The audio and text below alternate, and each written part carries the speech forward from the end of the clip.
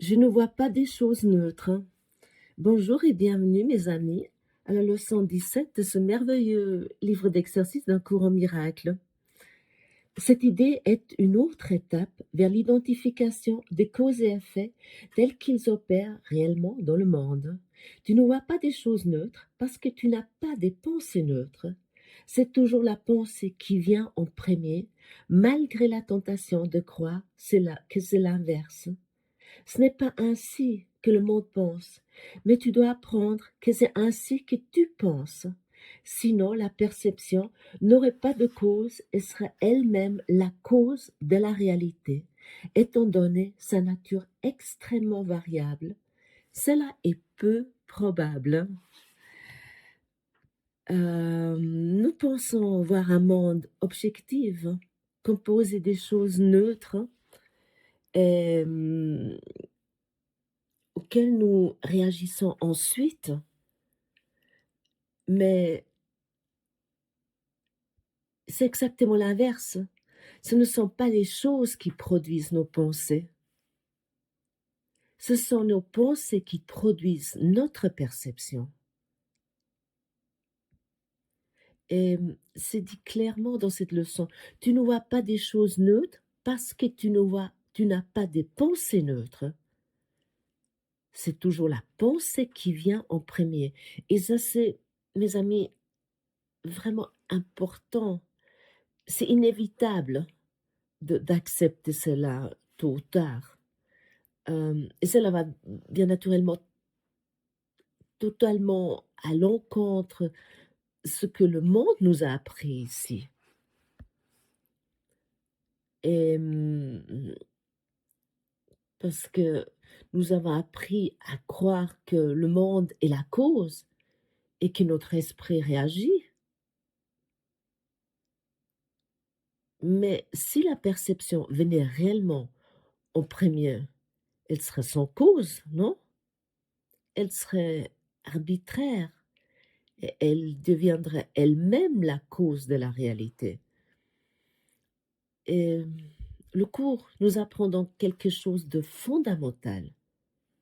Le monde que tu vois est l'effet de ton système de pensée. Le monde, oui, que tu vois est l'effet de ton système de pensée. Alors pourquoi rien n'est neutre? Dans les exercices de la leçon, il est demandé de regarder autour de soi et de dire, je ne vois pas un, un tableau neutre parce que mes pensées au sujet des tableaux ne sont pas neutres, par exemple. Et fais cette leçon lentement, parce que en même temps, tu peux observer comment les pensées sont là, comment le jugement est là, qu'il s'agit, peu importe qu'il s'agit d'un mur ou d'un corps, hein, ou d'une table ou d'une personne. Et la leçon insiste, ne fait aucune distinction entre animé ou inanimé, agréable ou désagréable. Et pourquoi? Parce que tant que tu perçois à travers tes pensées erronées, tes pensées fausses, tes pensées, tu ne vois ni la vie réelle, ni la joie réelle, parce que tu penses avec des pensées mortes, on pourrait dire. Et à ce moment-là, tu vois que des objets morts, des objets inexistants, des objets sans vie. Et où est la racine du problème? Tu vas peut-être me dire. Des pensées fausses t'ont conduit hors de, hors de Dieu, hors de l'unité, hors de ta source, dans le monde. Et elle te tient, ouais, et elle te maintient en dirigeant ton attention vers les corps et les formes. Parce que où est fixée notre attention sans cesse? Elle est fixée sur les formes. Mais comment tu te sens lorsque ton attention est fixée sans cesse sur les formes? tu te sens, tu ressens comme, tu ressens tout cela comme séparé de toi. Il y a moi et toi. Il y a cette chaise et moi. Et il y a ce téléphone portable et moi. Il y a ce livre et moi. Et, et la séparation, elle fait quoi? Elle engendre toujours la peur. Tu vas me dire, mais j'ai pas peur de ma chaise ou j'ai pas peur de mon téléphone portable. Mais c'est beaucoup plus subtil souvent. Euh, Parce que la peur prend des nombreuses formes. La séparation prend des nombreuses formes. Ça peut être une petite inquiétude, simplement. Euh, je ne sais pas, tu dis, oui, tu es en famille et tu as des enfants ou tu as un partenaire de vie, ou une mère, un père. Et connais-tu pas cela aussi, cette inquiétude que quelque chose pourrait arriver? Euh, je ne sais pas. Ma fille est partie ce week-end, je crois, à Lyon, et j'ai eu la pensée, ah, j'espère qu'elle est bien arrivée. Ou une irritation aussi. La séparation, ça crée beaucoup d'irritation. Où euh, tu te dis peut-être, ah oui, mais oui, qu'est-ce qu'il pense là sur moi, mon supérieur, ou elle a dit ça, ça m'irrite, ou la colère, ou la rage, ou la dépression, la séparation. Pourquoi il y a tellement de dépression, tellement de burn-out? Parce qu'ils ne sont pas dans l'unité, parce que nous nous sentons séparés. La dépression, parce que je suis en dépression, parce que euh, mon mari m'a trompé, il m'a quitté, ou la solitude. Je suis tellement seule. Mais pourquoi? Parce que je suis dans la séparation, je vois, tu peux vivre toute seule, mais tu peux être dans une unité absolue avec tout. Tu peux être dans ton supermarché et te sentir en unité. Mais tu peux être en même temps aussi avec dans une réunion de famille et puis tu sens une énorme solitude parce que nous nous séparons sans cesse. Ou l'oppression, ou l'impuissance, ah, on peut rien faire. Mais ça vient d'où? Parce que tu crois que tout est séparé de nous, ou la faiblesse, ou l'insécurité, et j'en passe. Je pense que tu connais très bien ce registre d'horreur, comme je disais l'autre jour, lorsque nous sortons nos albums de photos du passé de la séparation, où c'est marqué dessus sur l'album mon enfer personnel. Et tu peux feuilleter là-dedans. Mais la peur n'est pas la cause. Non, la peur n'a pas causé, mais pas causée par les événements, on pourrait peut-être dire ça plus justement, mais par la pensée de séparation qui précède toute perception. Mais tu vas me dire, là, je suis en train de peindre un tableau noir. Et ça, le samedi matin, le début de week-end. Oh, je crois que je vais arrêter. Je vais écouter quelque chose de plus positif.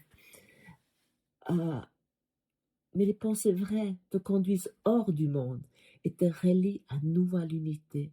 Elles te montrent que derrière tout ce que tu crois voir, l'unité est déjà là. Mais ça nécessite quelque chose et nous avons quelqu'un à nos côtés.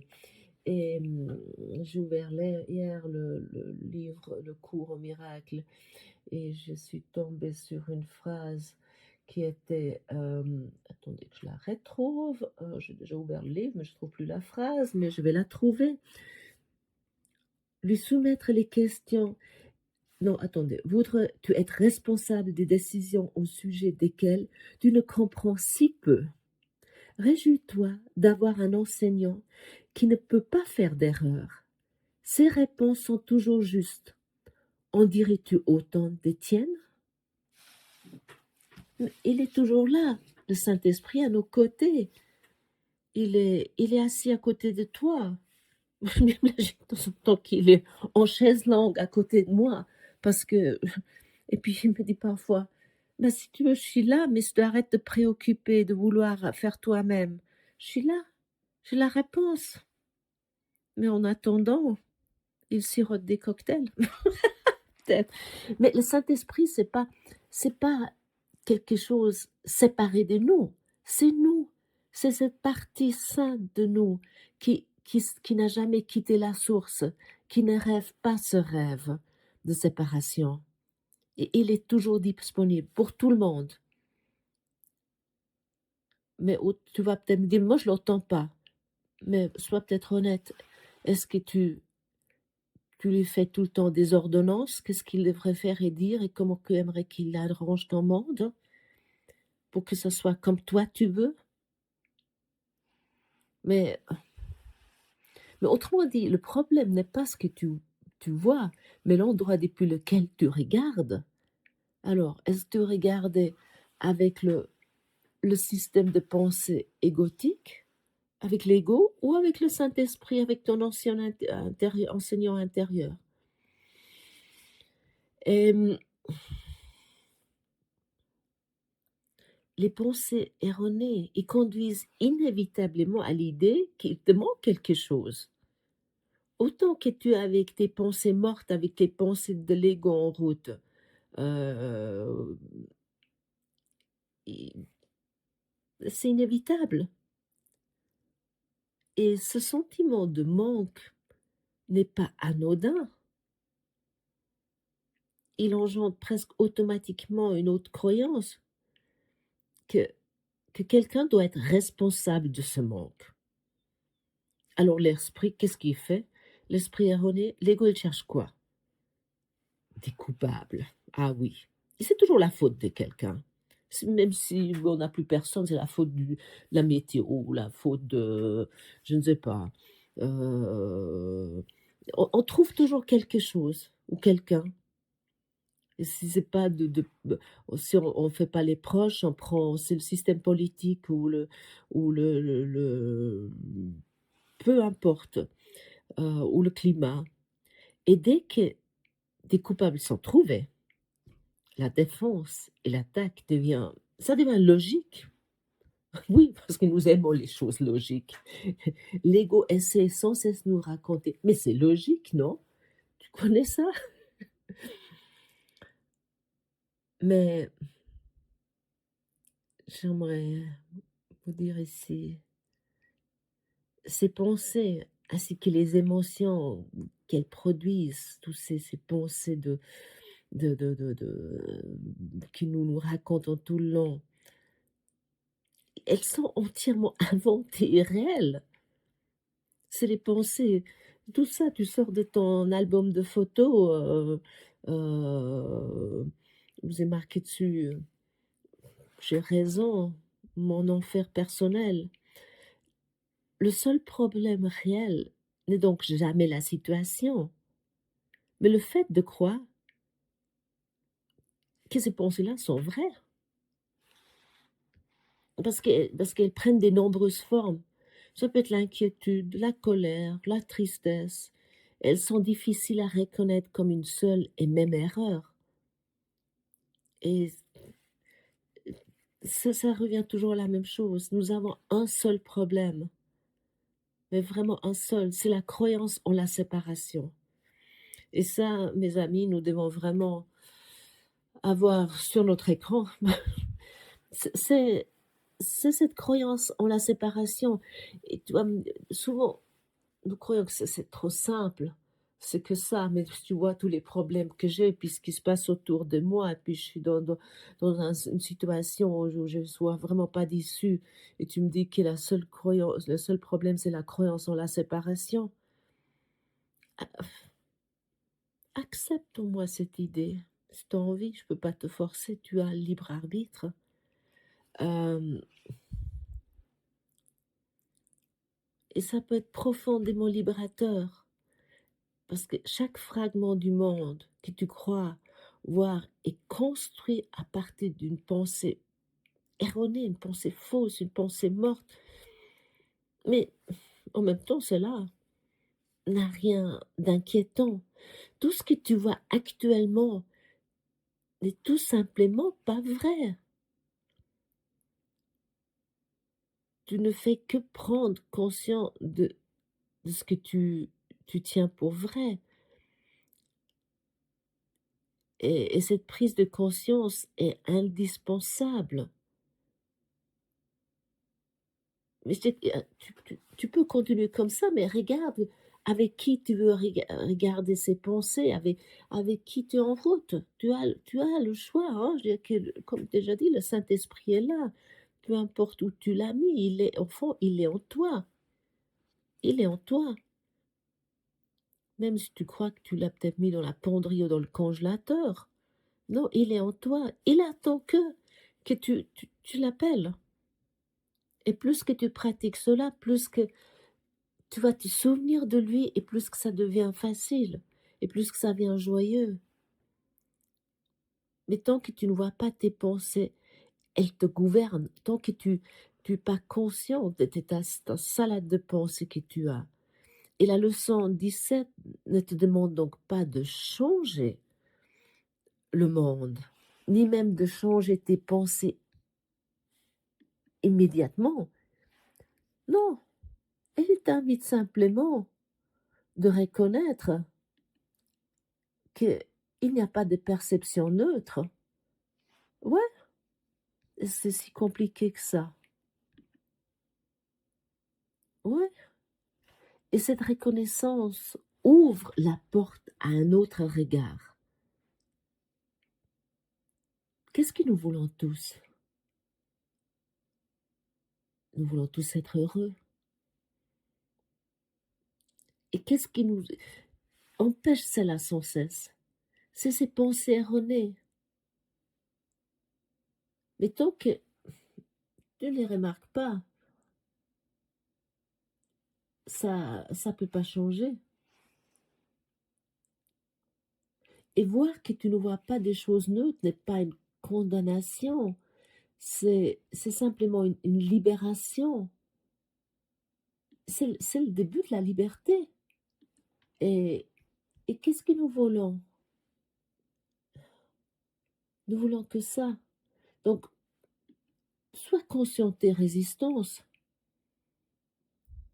Et autant que c'est pas, oui, autant que j'insiste encore sur ça devient un processus ou une pratique courante, se tourner vers le Saint-Esprit, euh, autant que tu réagis sur les influences soi-disant extérieures. Et, et pour cette raison, nous avons besoin de l'aide dans ce système de pensée.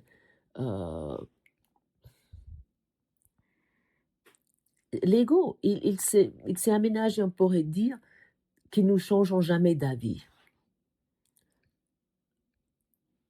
Et puis, ainsi, nous restons dans ce circuit d'attaque, de culpabilité, de peur, et nous restons emprisonnés là-dedans jusqu'à la fin de ces jours, et puis ça recommence, hein, dans les prochaines incarnations. Et que nous vivons dans un monde cruel, puis que nous souffrons et que nous mourons euh, sans jamais reconnaître la véritable joie et la véritable paix. Mais nous avons sans cesse l'occasion de donner tous nos jugements, tous nos histoires au Saint-Esprit. Et pratiquons cette éducation d'esprit aujourd'hui ensemble. C'est pas si compliqué, non?